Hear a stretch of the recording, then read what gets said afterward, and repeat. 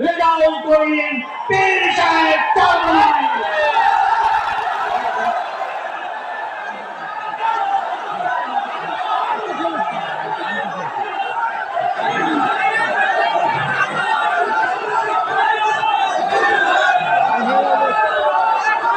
السلام عليكم ورحمة الله وبركاته. الحمد لله وكفى وسلام على عباده الذين اصطفى. أما بعد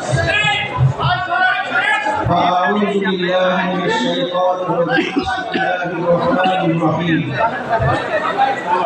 وجاهدوا في الله حق جهاده. মোবাইলগুলো সরান না, ওই যে ভিডিও সবাই দুরূদ করে আল্লাহুম্মা সাল্লি আলা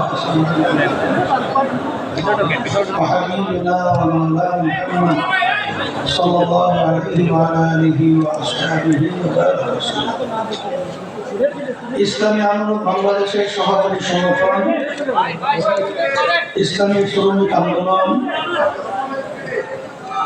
কেন্দ্রীয় কমিটি কর্তৃক আয়োজিত আজকের সম্মেলনের সভাপতি মঞ্চে ইসলামী আন্দোলন বাংলাদেশের কেন্দ্রীয় বিভিন্ন পর্যায়ে দায়িত্বশীল সহ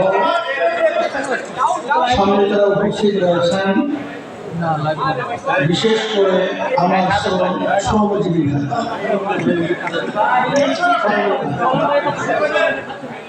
নামাজ সামনে যেহেতু জুমার বেশি লম্বা কথা বলার সুযোগ নেই, আলোচনা গুরুত্বপূর্ণ হয়েছিল, আমরা শুনতেও ছিলাম। এখন বাকি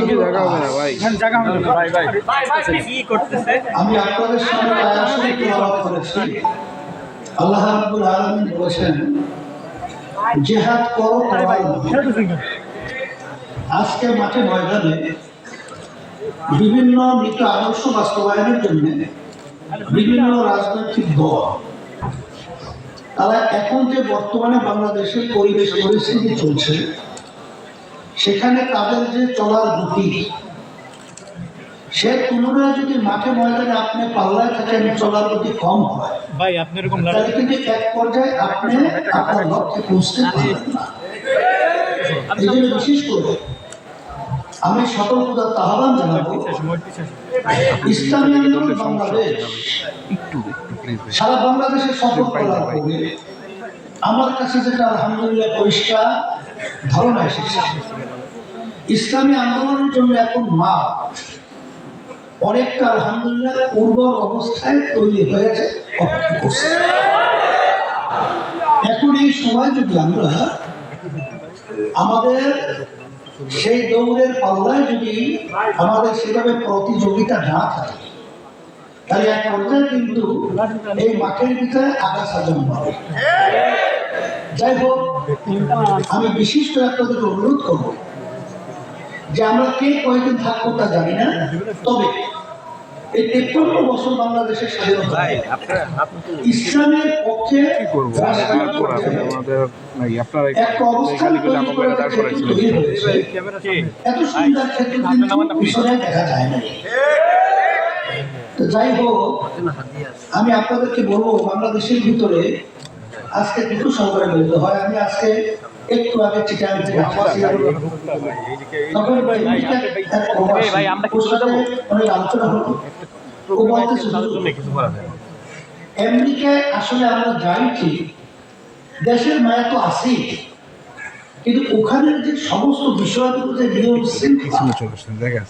আমাদের বাংলাদেশে আসার পরে সর্বত্র যেখানে যায় সেখানে একটু অরাজকতা, অশান্তি, অসচ্ছ এবং ব্যবহার সহ হিংসাত্মক এবং যেটাকে বলা হয় জুলুম সর্বত্র ছড়ায় আছে।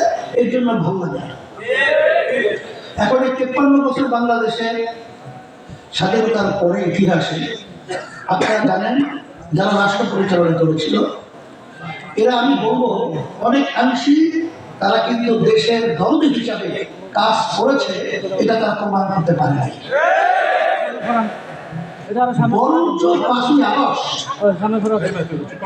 যে ফ্যাসিস্ট শেখ হাসিনা খুনি পালিয়ে গেল, আমি তো সেদিন যারা সভাপতি উদ্যানে বলেছিলাম দেশের আসলে আওয়ামী লীগ সরকারটা মূলত ভারতেরই সরকার ছিল। কারণ তাদের সমস্ত কার্যক্রমগুলো ভারতের স্বার্থ রক্ষার জন্য আমরা লক্ষ্য করেছি। আমার দেশের স্বার্থের লক্ষ্য তাদের মাধ্যমে আমরা তেমন একটা দেখিনি। এরপরে বর্তমানে যে চলছে, আমি সেদিন কেন বলেছিলাম, আজকেও বলছি যে বর্তমানে যে অন্তর্বর্তীকালীন সরকার রয়েছে তারা কিন্তু আমাদের এই ছাত্র জনতা অভ্যুত্থান যে 5ই আগস্ট বাংলাদেশে হলো, সেখানে হাজার হাজার মায়ের কোল খালি হলো, হাজার হাজার আমার ভাইয়েরা, আমার ছাত্ররা পঙ্গু হয়ে গেল, চক্ষু হারালো, এখনো মায়ের কান্না বন্ধ হয়ে নাই।